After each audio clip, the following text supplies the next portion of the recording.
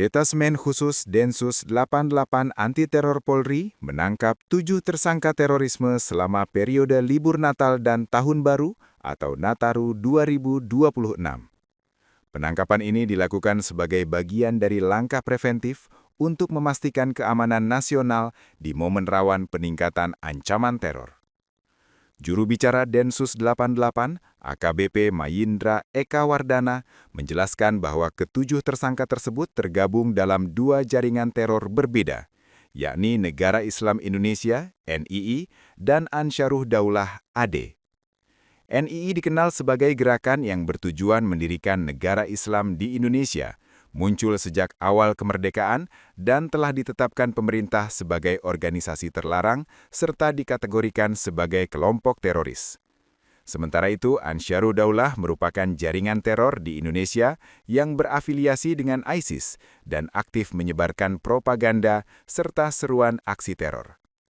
Mayindra menyampaikan, dua tersangka dari jaringan NII diamankan di wilayah Sumatera Utara.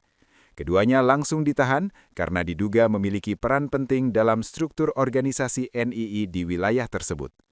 Sementara itu, 5 tersangka lainnya yang tergabung dalam jaringan Ansyaruh Daulah ditangkap di sejumlah daerah berbeda, yakni DKI Jakarta, Jawa Barat, Jawa Tengah, dan Papua. Kelima orang tersebut diduga aktif melakukan propaganda serta mengajak masyarakat untuk melakukan aksi teror. Tak ada serangan teror sepanjang 2025. Keberhasilan penangkapan tersebut memperkuat capaian Densus 88 dalam menjaga Indonesia tetap aman dari serangan teror.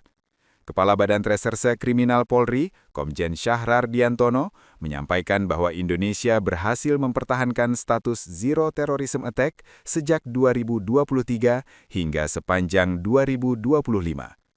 Menurutnya, capaian tersebut merupakan hasil dari langkah penegakan hukum yang proaktif dan berkelanjutan.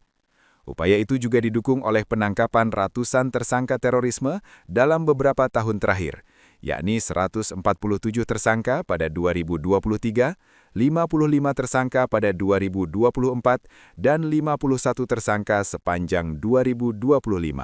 Yang secara signifikan menekan potensi ancaman dan menjaga stabilitas keamanan nasional. Syahrar Diantono juga mengungkap sejumlah kasus menonjol yang berhasil diungkap Densus 88 selama 2025. Salah satunya adalah pengungkapan jaringan radikalisme yang menyasar anak di bawah umur melalui rekrutmen daring dengan melibatkan 5 tersangka dan target hingga 110 anak di 23 provinsi. Selain itu, Densus 88 juga berhasil menggagalkan 4 rencana aksi teror oleh kelompok Ansyaruh Daulah, serta 20 rencana aksi teror yang melibatkan anak di bawah umur. Penangkapan 7 tersangka selama pengamanan Nataru menjadi bagian dari rangkaian upaya pencegahan tersebut. Dalam pengembangan kasus lainnya, aparat juga menangani 68 anak di 18 provinsi yang terpapar ideologi kekerasan ekstrim melalui grup daring seperti neonazi dan white supremacy.